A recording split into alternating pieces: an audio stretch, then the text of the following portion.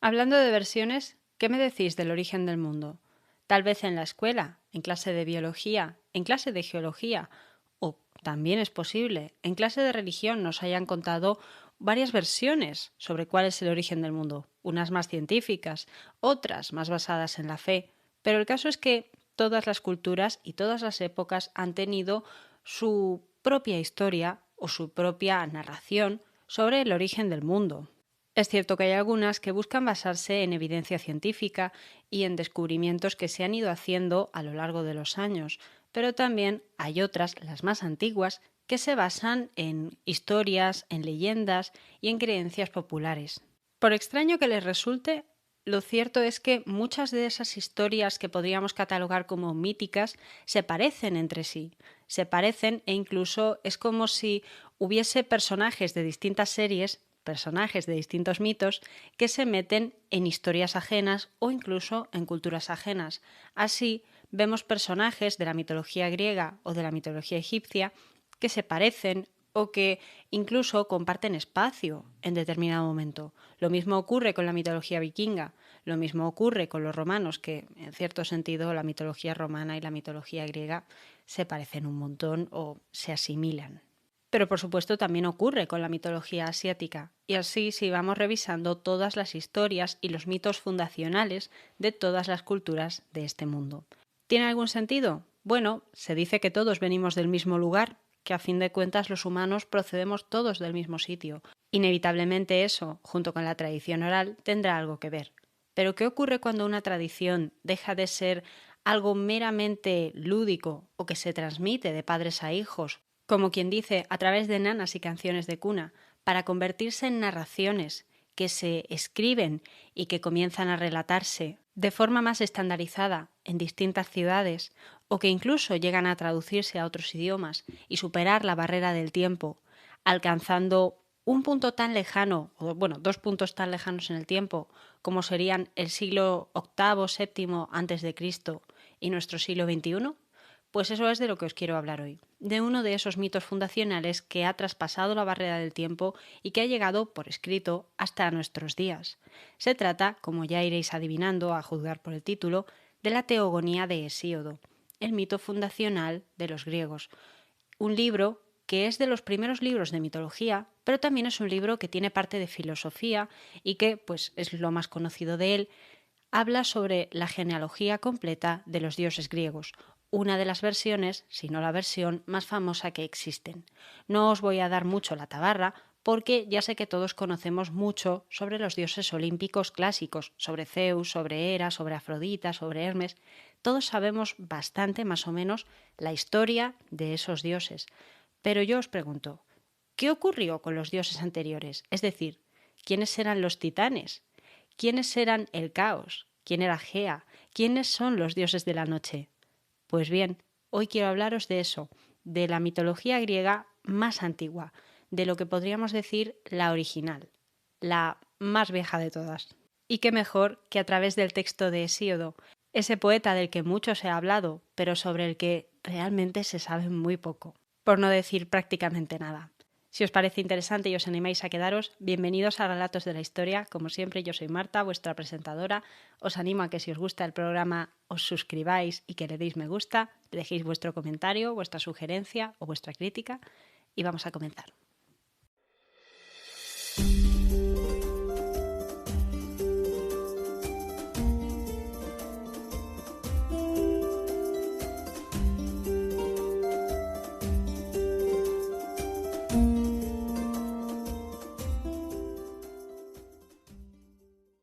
Tal vez os suene la película de Hércules que sacó Disney en el año 1997. Es una versión animada, musical y bastante épica, pero también tiene un detalle interesante. La canción inicial de las musas, las 9 diosas de las artes y proclamadoras de héroes, como se hacen llamar. Quienes hayan visto esta película tal vez recuerden un poquito sobre la letra, porque ellas empiezan la película diciendo: en el primer albor la tierra lo pasaba fatal, titanes colosales la volvían infernal. Aunque sea de forma leve, nos está contando cómo los dioses olímpicos ascendieron al poder en el mundo. Nos está describiendo cómo la tierra estaba siendo gobernada de forma tiránica por unos dioses llamados titanes, que luego fueron derrotados por Zeus y encerrados en el Tártaro. Y se supone que a partir de aquí lo que habría venido es una época de paz, de prosperidad y, aunque los humanos tienen su parte luminosa y su parte oscura, más o menos estable. Sin embargo, me temo que tenemos que dar un poquito más marcha atrás, porque las musas se saltaron una primera parte de la historia. Se saltaron una parte donde, en un principio, tal y como narran también las historias de los egipcios e incluso el mito fundacional de la Biblia, en un principio no había nada. Hay quien lo describe como una masa de agua infinita, hay quien lo describe como oscuridad. Y luego estaba Hesíodo, que como os digo, se cree que era un campesino griego del siglo VII a.C., hijo de una familia humilde, seguramente dedicada o bien a la ganadería o bien a la agricultura. Una de tantas familias que habrían en la época. De él realmente solo nos han llegado 2 obras, la Teogonía y los días y las horas. Y quizás sea de esa segunda obra de donde se pueda extraer más información sobre su vida, puesto que está compuesta por una serie de consejos y de enseñanzas que le daría a un hermano suyo sobre cómo debe ser la ética del trabajo, es decir, cuáles son los deberes que tiene que tener una persona para ganarse su sustento, es decir, para ganarse la vida, para sobrevivir de cara al futuro, para gestionar su tiempo, las horas, para gestionar los recursos, la comida y demás. Pero la teogonía en parte es un misterio. Como os digo, no se sabe qué edad tenía cuando la escribió o no se puede saber a ciencia cierta. Por supuesto, teorías hay, pero no se sabe a ciencia cierta. Yo me lo imagino, sinceramente, y me vais a permitir que lo comente, como un anciano venerable sentado junto al fuego, rodeado por un montón de gente que viene a escucharle. Es la imagen clásica que se tiene de los filósofos griegos, aunque Hesíodo era mucho anterior a los filósofos socráticos, a Platón, a Aristóteles y a todos los demás, tanto como entre 3 y 4 siglos anterior, que no es poca cosa. Y sin embargo, y a pesar de que esos filósofos clásicos tendrían sus propias teorías sobre el origen del mundo y tratarían de estar basadas, se supone, más en la razón, lo cierto es que todos recibieron cierta influencia de la teogonía de Hesíodo. Y ahora, volviendo a la narración, ¿cuál es el origen del mundo para Hesíodo? Pues no es, como os decía, una masa de agua, no es, como os decía también, la oscuridad por la oscuridad, que siempre se asocia con algo malo. Según la teogonía, al principio de todo estaba el caos. El caos no debe ser interpretado como algo, ya os digo, malvado, sino más bien como un hueco, un vacío en la inmensidad, una inmensidad que a nosotros nos cuesta entender o nos cuesta imaginar, porque realmente, si lo pensamos, el ser humano no es capaz de interpretar o de intuir cómo debe ser la no existencia. Sin embargo, la cuestión es que, en un momento dado, no se sabe muy bien por qué, aparecieron junto al caos otras 3 fuerzas primigenias. Estas eran Gea, el Tártaro y Eros.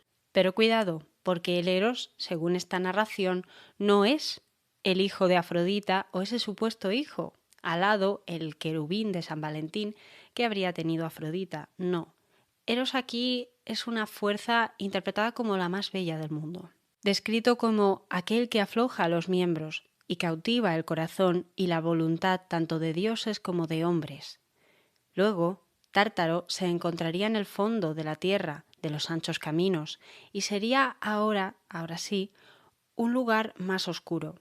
Estaría en lo más profundo de la tierra, allí donde no crece nada, donde no hay nada, probablemente el único lugar donde, a día de hoy, el ser humano no ha sido capaz de llegar. Hay versiones que consideran al Tártaro como la región más aislada del Hades, pero hay otras historias que lo narran como un punto indeterminado, como os decía, en el fondo de la tierra, y un lugar donde se enviaba a los inmortales desterrados, a los titanes y a los seres que merecían un castigo especial. Y esto, como os había dicho al principio, sí que lo narran las musas en la mítica película de Disney.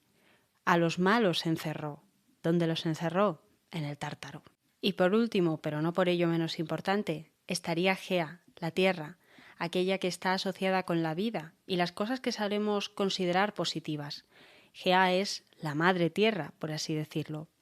Es de la que brota todo lo que está vivo, todo lo que tendría alma, esencia. Gea es una entidad que no es una diosa clásica, no tiene forma humana, no tiene una forma determinada, pero se la asocia con lo femenino, sin embargo, o se la suele asociar más, porque Gea, tal y como narraría Hesíodo, es la gran creadora, aunque no es la única, como veremos, porque Caos también tuvo a su propia descendencia. Sin embargo, los dos fueron influidos por Eros, que actuaría como esa fuerza, o yo más bien lo describiría como el instinto típico de las personas que nos empuja a reproducirnos. Tengamos en cuenta que estos mitos se basan muchas veces en los propios sentimientos, o mejor dicho, en las propias pasiones humanas. ¿Y qué hay más humano que el deseo de reproducirse, que ese empuje a la trascendencia, a dejar algo para los que vienen después, o a crear a los que vienen después? Así, tal y como os describo, estas 4 entidades iniciales irían dando orden y lógica a todo lo que había en el cosmos.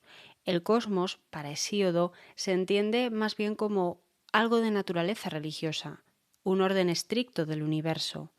Ese orden no es algo dado desde el principio, sino que representa un proceso de evolución que cambia desde el estado inicial de caos hasta alcanzar una supuesta armonía perfecta. Una armonía donde intervendría un concepto que más que religioso diría que es filosófico, aunque para nosotros seguramente sea algo propio del derecho, considerado como la justicia. Es decir, el cosmos partiría desde el caos hasta toparse con la justicia, que sería el otro extremo.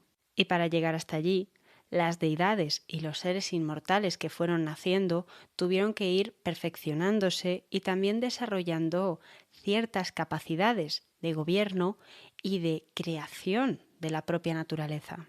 Porque ¿cómo es el mundo?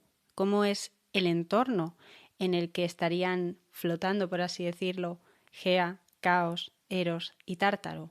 Pues veréis, en esta época arcaica a la que teóricamente pertenecía Hesíodo, muchos pensaban que el mundo era una cúpula celestial, era una especie de bola de nieve, como las que vemos ahora en las tiendas de souvenirs cuando vamos de turismo, pero una cúpula celestial enorme, que tendría la altura, desde lo más alto hasta lo más bajo, de 3 grandes montañas.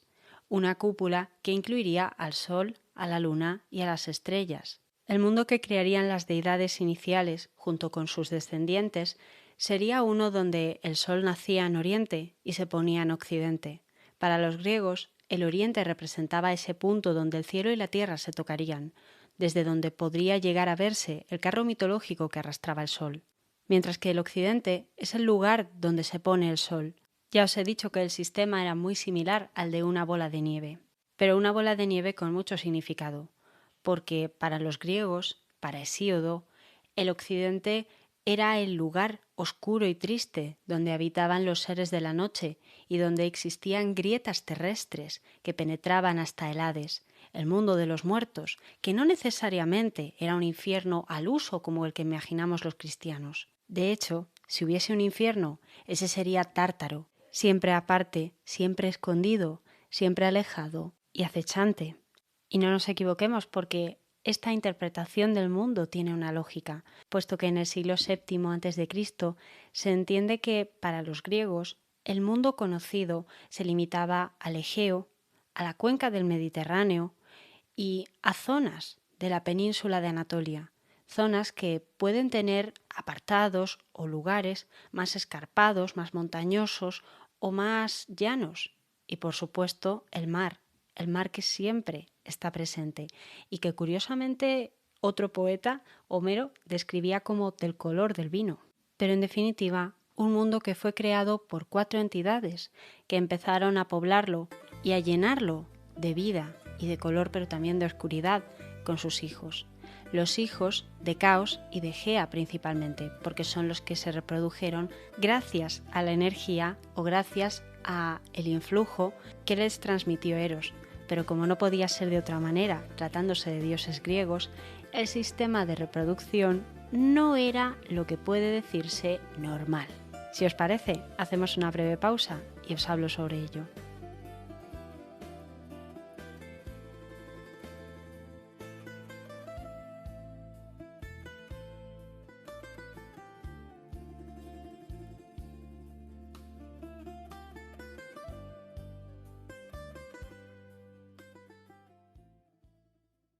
Caos tuvo a la negra Nyx, la diosa de la noche. Unos la describen como una deidad muy oscura, porque trae consigo las cosas malas de la oscuridad, el terror y los monstruos, pero otros ven en ella una versión más amable, encargada de proporcionar descanso y sosiego a la mente de los vivos. Pero luego Caos también tuvo a Erebo, una deidad relacionada con las tinieblas, y que con el tiempo podría llegar a tener hijos con Nyx, aunque Nyx, al igual que su padre Caos, también se reprodujo ella sola. Y la descendencia de Nyx es especialmente interesante, porque yo creo que es de las partes de mitología griega la más desconocida y sin embargo la más variada. Hubo un montón de deidades oscuras, unas que quizás tengan más presencia, pero otras que ya os digo no tienen prácticamente ninguna en la cultura popular. Esto, por supuesto, a diferencia de lo que ocurre con Gea, que sí que tuvo una grandísima descendencia que es ampliamente conocida. Pero si os parece vamos a hacer un repaso. Primero, ella también se reprodujo sola, consigo misma, si queremos verlo así. Sin intervención de nada más engendró a Urano, el cielo estrellado que cubría la cúpula celestial, y aquel con el que después se emparejaría. Por una parte tenemos que saber, así es que no lo sabemos ya, que el incesto en la mitología griega estaba a la orden del día. Y por otra parte, también está bien saber, recordar o interpretar que es muy típico emparejar al Sol con la Luna, porque realmente es un amor imposible, solamente coinciden cuando hay eclipse. Sin embargo, ¿qué me decís del amor que hay entre la Tierra y el cielo? Un amor aún más imposible, porque ellos jamás se tocarán, pero sin embargo, como veremos, conseguirán tener hijos. Por otra parte, Gea también tuvo otro hijo por su cuenta, llamado Ponto, el mar, uno de los elementos principales en la cultura griega. Y luego también tuvo a las montañas, que serían una versión más pequeñita de ella misma. Podríamos decir que estaban hechas a su imagen y semejanza. Como podéis ver, hasta ahora solo he descrito elementos que permiten que poco a poco se vaya preparando el terreno, se vaya preparando esa cúpula celestial para albergar la vida. La vida, sí, de los seres inmortales, pero también de los seres mortales. Por eso Gea tiene ese papel de madre para muchos, pero por eso también está asociada siempre con la luz, con lo bello, con lo hermoso y con lo que sobrevive, porque es ella la que asienta el terreno para el momento en el que estamos despiertos, para el día. Sin embargo, Caos, junto a sus hijos Erebo, la tiniebla, y Nyx, la noche, la negra, evocan el mundo de lo que ocurre cuando no estamos presentes, cuando estamos en el mundo de los sueños, en brazos de Morfeo, si queremos decirlo en clave mitológica. Aunque es curioso porque, del mismo modo que Nyx y Erebo tienen dioses oscuros, dioses que proceden del caos, también dan a luz a Éter, la luz, y a Hemera, el día. Mirad qué curioso, ¿no? Bueno, y si nos salimos de la teogonía y nos vamos a otros escritores, el mismísimo Homero dijo que Nyx tenía otro hijo llamado Himnos, un dios del sueño al cual Zeus, a pesar de sus discusiones, no quiso molestar, porque parece ser que no quería o no pretendía buscarse problemas con la diosa de la noche. Parece ser que por nada del mundo quería enemistarse con la diosa Nyx. Como os digo, es un personaje interesantísimo de esta primera mitología original para investigar. Pero ahora, dejando atrás a esas primeras deidades sobre las que hay tanta confusión, pasamos a la segunda y tercera generación de dioses, que ya a partir de aquí creo que más o menos todos podréis llegar a conocerlos. De la unión entre Gea y su hijo barra hermano Urano, el cielo, nacieron un montón de descendientes, destacando los famosos titanes, entre ellos a Cronos, el tiempo, y a Rea, aunque hay versiones alternativas que señalan como Cronos fue el primer dios en nacer, y que él engendró al caos. Sin embargo, creo que nos vamos a ceñir totalmente, o en la medida de lo posible, a la que nos cuenta Hesíodo en la Teogonía. De la unión entre Cronos y Rea nació la siguiente generación de dioses, aquellos a los que todos hemos estudiado en el colegio: Zeus, Poseidón, Hades, Hera, Deméter y Hestia. Ya conocéis el famoso mito, representado maravillosamente en las pinturas negras de Goya, de Cronos devorando a sus hijos nada más nacer. Es un simbolismo perfecto. El tiempo, que es lo que representa Cronos como deidad, es aquel que todo lo devora, es aquel que quita todas las vidas. Sin embargo, en ese mito de Cronos, Rea, su esposa, logra salvar a su hijo pequeño Zeus de la muerte a la que se habían visto sometidos el resto de sus hermanos, entregándole a Cronos unas piedras envueltas en pañales para que simularan al bebé.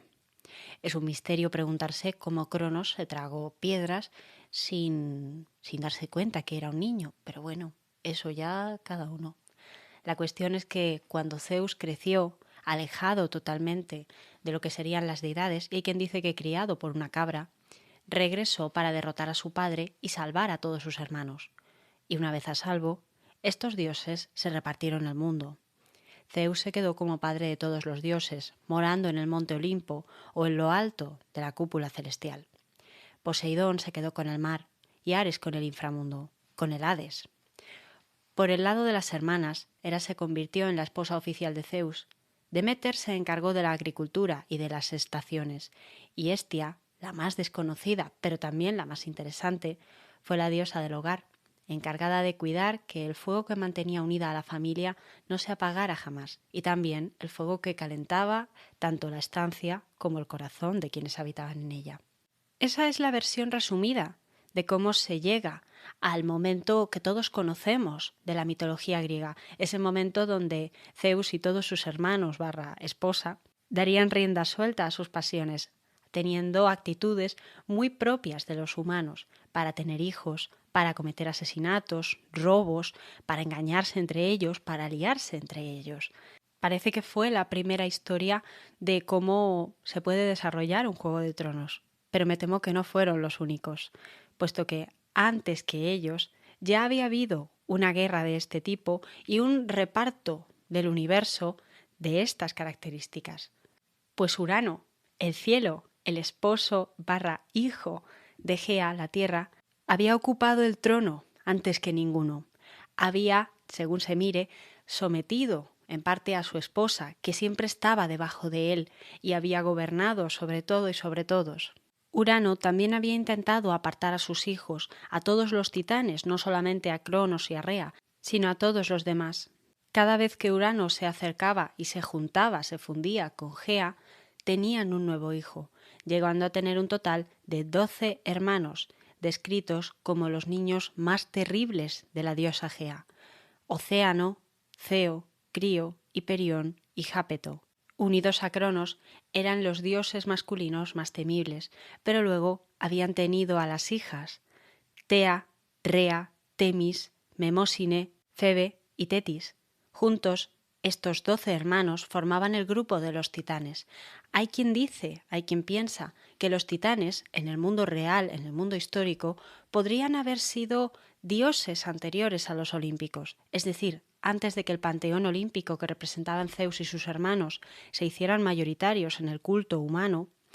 Tal vez los titanes podrían haber representado los dioses de o bien una cultura anterior o bien los antepasados de esos primeros griegos. Antepasados que, por tanto, sostenían otro culto o que tenían su propio panteón de dioses, dioses a los cuales hubo que destronar de forma literal para dar paso a la nueva generación o al nuevo culto de los dioses olímpicos. Sin embargo, todo esto pertenece al mundo de la especulación. Eso sí, se cuenta que Gea y Urano también tuvieron como hijos a los cíclopes, esas criaturas de un solo ojo, vistas como gigantes. Y os contaré como curiosidad que el otro día estuve cotilleando en internet y me encontré que, por lo visto, había calaveras de ciertos animales con agujeros encima que podrían haber sido interpretadas por los griegos como los cráneos de los cíclopes y que de ahí podrían haber imaginado a esas criaturas. En este caso, se supone que Gea y que Urano tuvieron a 3 cíclopes en total, llamados Brontes, Estéropes y el más violento de todos, Arges. Pero si esto os parece ya extraño, tenemos al viejo panteón de dioses que serían aparentemente muy parecidos a los dioses olímpicos, tenemos a los monstruosos cíclopes. Pues sabéis que tenían un grupo de hijos todavía más espantoso que el anterior. Qué bonita Gea, la diosa de la naturaleza, la diosa de las cosas bellas, ¿no? Después de esto, quizás Nyx os parezca más luminosa. Se trataba de los hecatónquiros, Esta palabra, sorprendentemente, creo que la he dicho bien. En cualquier caso, eran 3 hijos enormes y monstruosos que poseían 100 brazos y 50 cabezas cada uno. Se llamaban Coto, Briáreo y Giges. Una auténtica barbaridad. Viendo este tipo de descendencia, tal vez podamos entender por qué Urano quería mantener a sus hijos aparte, ¿no?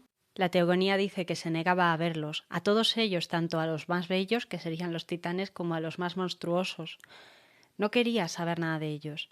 Los mantenía ocultos dentro del seno de Gea, es decir, bajo tierra, encerrados y sin permitirles salir a la luz, principalmente porque eran terribles y le causaban una profunda irritación desde que habían nacido. Sin embargo, también hay otras versiones, versiones no. La teogonía nos da otras explicaciones sobre por qué Urano se comportaba así con sus hijos. La más típica y que más fácil podemos esperar es la razón que habla sobre temor y aborrecimiento, sobre cómo Urano despreciaría a sus hijos porque eran un símbolo de que el tiempo pasaba. Sorprendentemente, Cronos era el señor del tiempo, y una muestra sobre cómo tarde o temprano intentarían usurpar su puesto a la cabeza del universo. Pero luego también estaba lo más básico, la maldad y la violencia. Urano era descrito como un ser malvado y violento, que se regocijaba con sus acciones malvadas, manteniendo a sus hijos prisioneros y manteniendo a Gea cautiva en cierto sentido, aprovechando que él estaba encima de ella y que podía bajar para unirse con ella y tener más hijos cuando lo deseaba. Dicen que por eso Crono, el mayor o el más principal de los hijos, y el único que tenía poder para acabar con Urano, porque a fin de cuentas era el dios del tiempo, se atrevió a enfrentarse a su padre. Si os parece, hacemos otra pequeña pausa y os cuento eso, y ya digamos que finalizaríamos con esta primera parte de la historia de la mitología que nos cuenta la teogonía.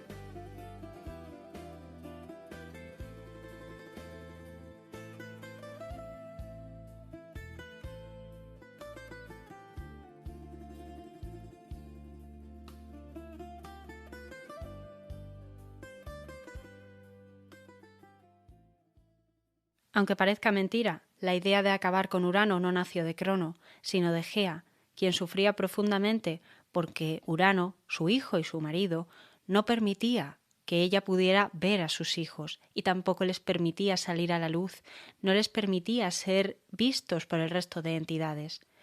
Eso era doloroso para una madre que tenía que mantenerlos siempre dentro, siempre prisioneros y quizás incluso notando sus patadas.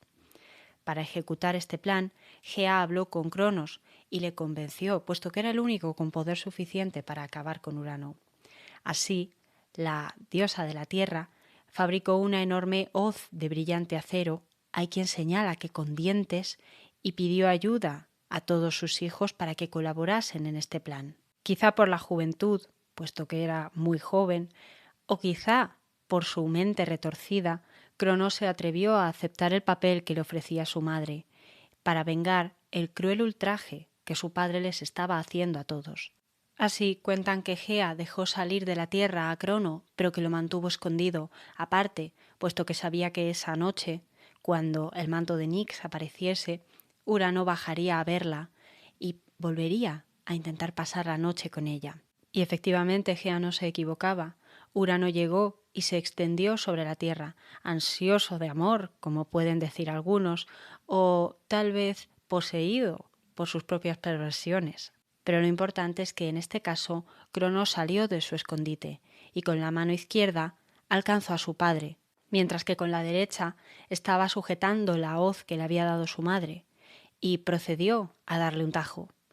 No se sabe si pretendía darle en la cabeza, en el corazón o en sus brazos, quizás, o cortarle por la mitad, pero lo cierto es que terminó segándole los genitales, para después arrojarlos detrás de él. Y volviendo al mundo humano, podemos interpretar que segar esta parte del cuerpo de su padre es un acto que no tiene mucho sentido si quieres matar. Puede generar mucho dolor, puede generar desesperación y si se infecta la muerte, pero no necesariamente es tan mortífero como cortar la cabeza, como atravesar el corazón. Pero hay que tener en cuenta varias cosas. Urano tiene una forma indeterminada, pero lo que sí tiene y lo que sí le ha permitido reproducirse es que tiene esas zonas bajas, vamos a llamarlo así, esa zona genital. Y no es cosa menor, puesto que gracias a esas partes, Urano había dado a luz junto a Gea a tantos hijos que habían causado sufrimiento a su madre y que cada vez cuanto más nacían, más horribles eran o poderes más extraños tenían. Por tanto, segar esa capacidad de reproducirse para Urano es una forma de poner fin a el horror al que estaban sometiendo a la Tierra. Es una manera de decir hasta aquí ha llegado tu camino. Si os paráis a pensarlo, algo característico de los dioses olímpicos es que siempre se están reproduciendo. Quizás cuando un dios ya no puede reproducirse es que ya no tiene poder sobre ese mundo que hasta la fecha podía influir. ¿Y cómo lo influían? Pues a través de sus hijos principalmente. Pero como la mitología es caprichosa, mirad qué curioso, con ese solo movimiento Crono derrotó a Urano y lo desterró para siempre. Y Crono se convertiría en el señor, ahora sí, del universo, repartiéndose todo junto con sus hermanos los titanes, sus 11 hermanos principales y tal vez los menos horribles o los menos deformes. Aunque hay que decir que a medida que avanzó la historia, los cíclopes también tuvieron su parte de importancia, Digamos que se cambió el ciclo, digamos que cuando Cronos toma el poder, domina un nuevo culto, dominan una nueva clase de dioses y Gea, la madre de todos, puede descansar y Urano, el cielo, se ve desterrado y apartado. Nunca podría volver a bajar a la tierra, nunca podría volver a juntarse con su esposa. Aunque una parte dura de la historia entre Urano y Gea es que cuando Crono le corta los genitales a Urano y los lanza aparte, Urano tiene a sus primeros hijos por sí mismo, es decir, sin intervención de nadie más. Os explico. Por una parte, de esa parte de su cuerpo, se desprenden unas gotas de sangre que caen sobre Gea, y de ahí nacen las erinias, de ahí nacen los gigantes, y de ahí nacen las ninfas melias. De ahí salen criaturas realmente hermosas. Pero por otro lado, lo que sería el trozo de cuerpo cayó en el mar y se produjo una espuma blanca que flotó durante días. Hay quien dice que se le llama afros y de esa espuma, como ya hemos visto todos en los cuadros de Botticelli, terminaría emergiendo una mujer, una muchacha, aquella a la que Hesíodo describe como la más bella, la más dulce, la más tierna. Afrodita, una mujer que causaba el deseo, que causaba el amor y los impulsos creadores. Afrodita tiene mucho de esa fuerza primigenia que es Eros, y es curioso que naciese de un dios tan malvado o tan, digamos, perverso como Urano, puesto que, según narran las historias, Afrodita fue llevada a Chipre y que allí, cuando pisaba descalza por el suelo, a su paso brotaban flores y brotaba la hierba, a su paso crecía la vida. Y las ninfas, que son las otras hijas que había tenido Urano, son muchachas hermosas y delicadas, son como haditas, que viven cerca de los ríos, de los lagos, de los arroyos, y que se dedican, por una parte, a seducir, pero por otra parte, tampoco son necesariamente perversas, aunque tienen mucha relación con el mito de las sirenas, que sin embargo está mucho más vinculado al mar, a los océanos, a los otros hijos de Gea, los que había tenido por su cuenta. Bueno, y a alguno de los titanes que había tenido con Urano. Pero un elemento curioso de todo esto es que Crono, en su calidad de señor del universo, podría haber apartado a los hermanos que había tenido su padre a la hora de ser derrotado, pero sin embargo no lo hizo. Afrodita fue aceptada entre los dioses. Es una diosa, vamos a decir, anterior a los dioses olímpicos. También las ninfas son toleradas en la tierra, también los gigantes son tolerados durante un tiempo en la tierra. Digamos que todos terminan teniendo su propio lugar, ocupando un entorno. Podríamos decir que el cosmos alcanza un equilibrio, alcanza un primer orden, alcanza cierta estabilidad, hasta que Cronos tendría miedo porque, a medida que fuese teniendo hijos con Rea, vería que poco a poco él corría el peligro de convertirse en su padre, vería que corría el peligro de sufrir el mismo destino que Urano, es decir, ser traicionado y aniquilado por uno de sus hijos. Por eso Crono decidió poner remedio a esa situación, un remedio muy parecido al que había hecho su padre Urano. Esto es eso que cuentan de que los hijos están condenados a repetir los errores de los padres a no ser que acepten el lugar que ocupan y que acepten el paso del tiempo tal y como es. Pues mirad por dónde. Crono, el señor del tiempo, no se aplicó esta lógica y decidió que, si bien su padre había ocultado a todos los hijos dentro de la tierra, en el seno de Gea, él sería menos persuasivo. No se los entregaría a Rea, puesto que como madre era perfectamente posible que desarrollara sentimientos por sus hijos y que quisiera ayudarlos. Lo que haría en su lugar es que, cada vez que Rea diese a luz a un hijo, él lo tomaría y lo devoraría. Es lo que ya os he contado. Y así fue comiéndoselos uno tras otro. Ares, Hestia, Hera, Deméter, Poseidón, hasta que al final solo quedaría el pequeño Zeus. El pequeño Zeus destinado a ser el señor del rayo, un rayo que se lo entregaron paradójicamente sus tíos los cíclopes, y un dios que estaría destinado a cumplir esa mitología, ese panteón olímpico que todos conocemos. Pero como os digo, eso es otra historia. Y si os ha gustado este programa, lo que podemos hacer es que el próximo día os cuente más historias de este tipo. Pero os digo que me gustaría mucho hablaros de Nyx y os lo propongo así por si os apetece. Por eso y porque estamos un poco en fecha de fiestas, he querido hacer un programa un poquito más ligero y un poquito más corto. No os preocupéis, como siempre tengo todas vuestras peticiones anotadas y las voy a ir sacando. Pero es cierto que en época de vacaciones o con el lío que estoy teniendo por una cosita que pronto os diré de qué se trata, a veces puede ser un poco complejo. Entonces, nada, gracias por vuestra paciencia. Yo os prometo que poco a poco voy sacando vuestros programas pedidos. Ya saqué el de Aníbal, que por cierto, un detalle, no es Amílcar Barca, es Amílcar Barca, el nombre del padre de Aníbal, que me lo dijisteis el otro día y me sale muy mal, pero eso no lo puedo corregir. Entonces, nada, dicho esto, muchísimas gracias como siempre, bienvenidos y espero que hayáis disfrutado en Relatos de la Historia. Nos vemos el lunes que viene.